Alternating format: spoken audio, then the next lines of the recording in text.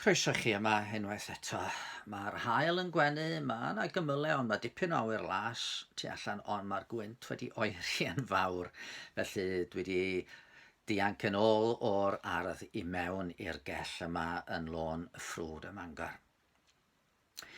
Heddiw dwi am fynd â chi i gyfeiriad chydig bach yn wahanol. Un o'r pethau sy'n gymorth mawr i ni trwy'r cyfnod yma ydy gallu cysylltu efo'n gilydd ynde, bod ni'n cael mynd llawer o'n cartrefi. Trwy'r ffôn neu drwy'r we, da ni'n gallu siarad â'n gilydd.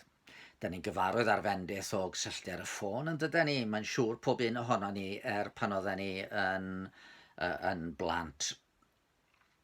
Ond y blynyddoedd yma, a neu'r dyddiau yma'n arbennig, da ni'n cael FaceTime, Skype, Zoom, pob math o ffyrdd y gallwn ni, nid yn unig siarad efo'n gilydd, ond da ni'n cael gweld yn gilydd. Felly dwi'n cael siarad efo Helydd y ferch yn yr Eidal a theimlo mewn gwirionedd mae mor agos atai a Steffan y mab sydd yn Rhiwlas neu Gwawr yn merch arall neu sydd yn Hen Golwyn. Pan da ni'n yn gweld pobl, da ni'n gorfod dibynnu'r llais yn ydyn ni. Ac mae'n hawdd adnabod ambell i lais.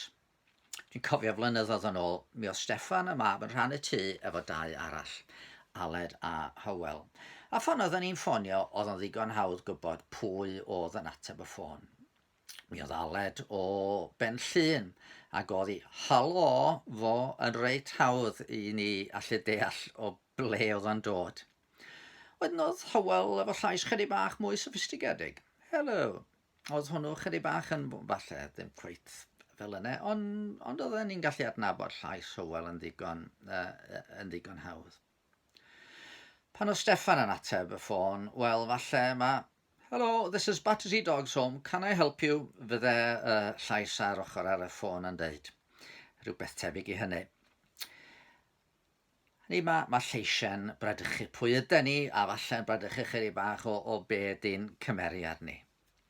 A mae'n nabod lleisiau'n caniatáu ni wybod pwy sydd yna.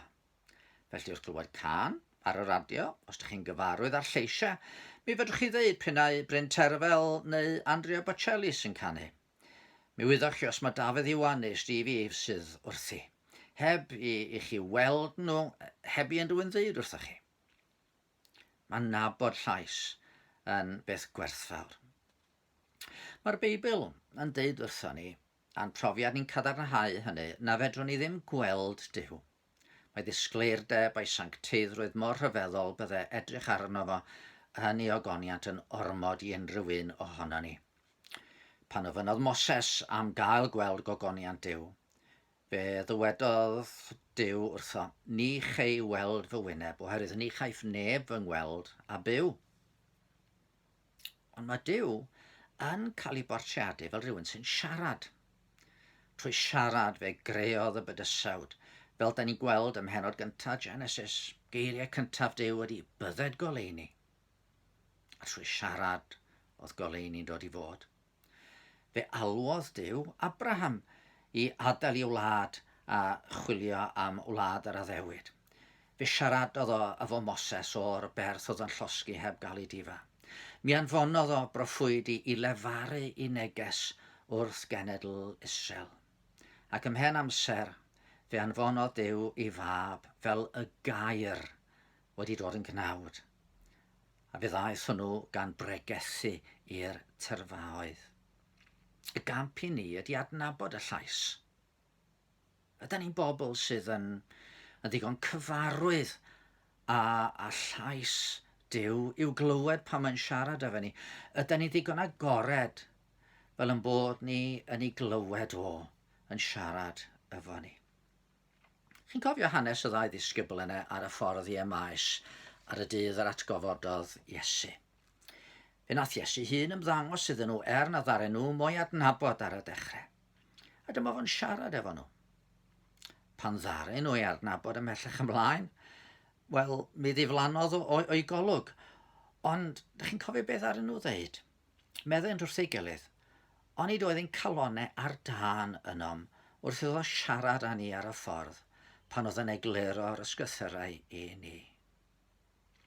Oedd na fwy na chlywed geiriau. mi oedd y geiriau yn llosgu yn eu calonau nhw. Rwan, tydi Iesu ddim yn ymddangos yn yr un ffordd heddiw, ond mae yna adegau pan dyn ni'n ymwybodol bod na ryw lais yn cyrraedd yn calonau ni mewn ffordd wahanol. Mae calonau ni fel petai nhw yn llosgu o'n mewn, a dyn ni'n gwybod fod Duw yn siarad efo ni. Yr ffordd ar Iesu ddweud bydde hynny'n digwydd fydde trwy waith yr ysbryd glân. Yn yr oruch ystafell a noson cynnig groeshoelio, oedd o wedi bod yn egluro llawer wrth i ddisgyblion, a wedyn dyma fo'n dweud, wedi dweud hyn wrthych tra wyf yn aros gyda chi, ond bydd yr eiriolwr, yr ysbryd glân a anfon ar tad yn fe enw i, yn dysgu popeth i chi. Dyn ni'n aml yn canu o llyfara addfwyn Iesu, mae eiriau fel y gwyn.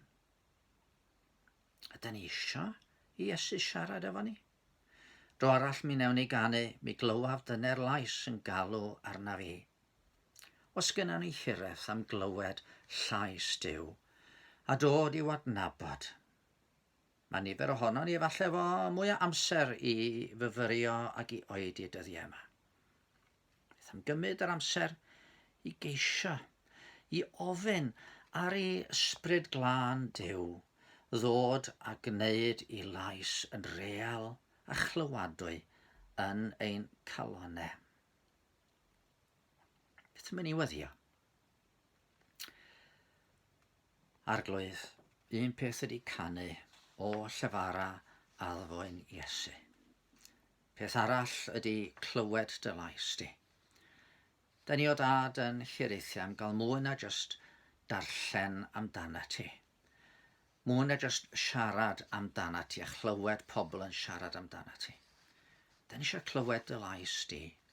Felly wneud i beri bod yr ysbryd glân yn byw haen calonau a bod dy lais di'n dod yn eglur i'n clustion i bob un ohono ni. O llyfara, addfwyn Iesu, heddiw mewn rhyw ffordd drwy cread, drwy bobl eraill, trwy dy air di, trwy'r Beibl, siarada â ni, mwyn i ni dadnabod i'n well. Amen. Wel, os ydych chi'n ffonio fan yma, dwi'n addo na i ddim ateb trwy ddweud, hello, this is Battersea Dogs Home. Can I help you? Dan eich bendith.